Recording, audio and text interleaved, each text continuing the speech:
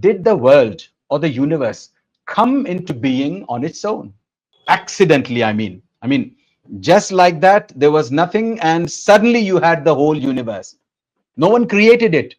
And the universe is not claiming either that I created myself. It just came about like that. Can it ever happen? Is the question. Now, in order to answer this question, let's look at ourselves and outside of us. Yeah. This is for the Muslims now. سنريهم آياتنا في الآفاق وفي أنفسهم حتى يتبين لهم أنه الحق. Allah Azza wa Jal constantly shows us signs within us and outside of us in the horizon, so that we are able to say one day that yes, Allah Azza wa Jal is the absolute truth. Now, this is besides the point. Let's look at it from the standpoint of, as I said, non-Muslims and atheists. So ask them this question. If the world was created accidentally, no one actually created it, then how do you see so much harmony? Why don't you ever see, for instance, the sun delaying, or should I say, not rising, refusing to rise one day? The sun rises every single day. Yeah. And the sun rises all the time from the east, and it always goes down in the west. Why does it never happen, or why has it never happened that one day the sun has refused to, it said, like some of us sometimes call in sick. We say, I'm not coming to office because I'm not well today. So why is it that the sun has never ever called in sick? Let that alone. Why is it that the sun and the moon can never overtake each other? لا الشمس ينبغي لها أن تدرك القمر ولا الليل سابق النهار.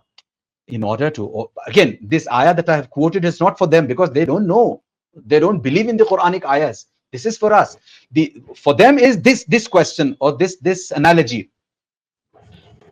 When we see the air traffic control system, the air traffic authorities take so much care in order that two planes do not collide, which is why the descending of a plane and the ascending of a plane have different routes. Or if they have the same route or the same runway, they don't allow the plane, a plane to take off and another plane to land simultaneously. They allow time between the two of them, because they want to stop or avoid collision between the two.